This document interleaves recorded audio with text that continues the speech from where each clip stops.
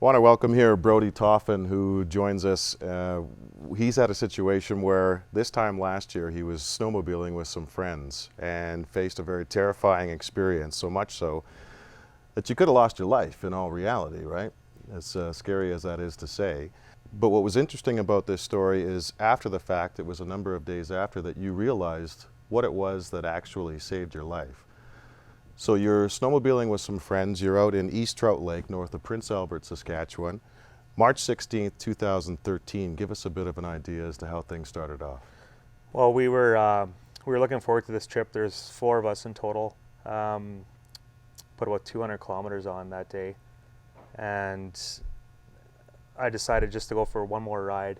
There's three of the guys stayed back at the cabin, and I went out, and our cabin was right on the lake. Mm-hmm. And I said, I'm just going to go for a quick ride. And the guy said, well, just be careful. It's getting dark. And it was kind of 7 o'clock at night. You've got a lot of experience snowmobiling, ice fishing. I'd been ice fishing since I was 4 years old, snowmobiling the same amount of time.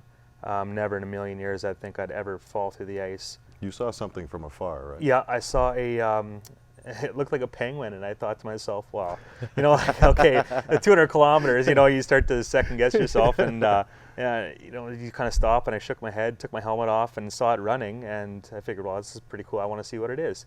So the closer I get up, I realized it was an otter, and wherever otters are, you kind of, little leery about open Mm-hmm. water, but I was right in the middle of the lake, and I thought, well, they stay along shore, and there's no way that there's open water there.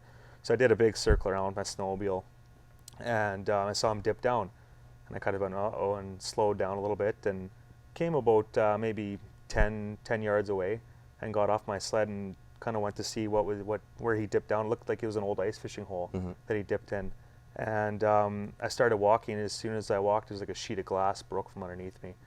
I was engulfed, and it was above my helmet, it was above me. I couldn't tell how deep I was, couldn't feel the bottom. I didn't know how far away I was from my sled. It just happened so fast. I remember the water just being so cold, and they say that it's like, 1,000 needles poking your body, and Yeah. I believe it, I really do, because it was the most uncomfortable situation I've ever been in. And threw my helmet off because it wasn't buckled.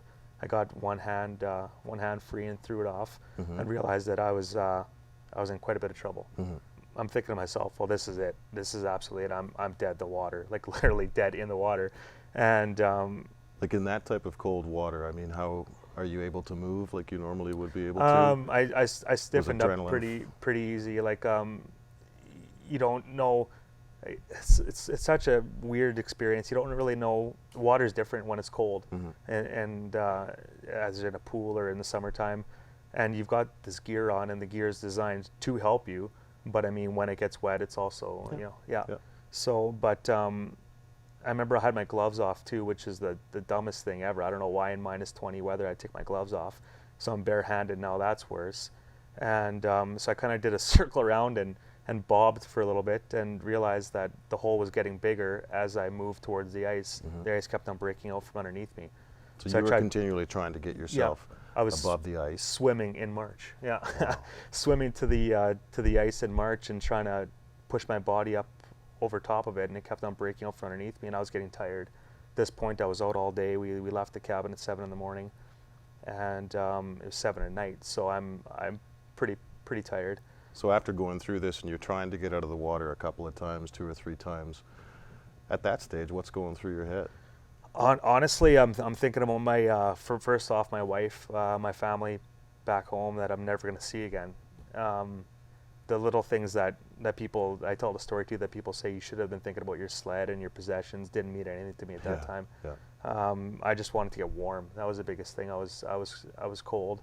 I was uncomfortable. I hate wet feet. Mm-hmm. That is my ultimate pet peeve, is wet feet. I absolutely hate it, and I knew at that point that if someone didn't come, I was in trouble. I was about 5 minutes away from the cabin, 5-10 minutes away from the cabin. They couldn't see me.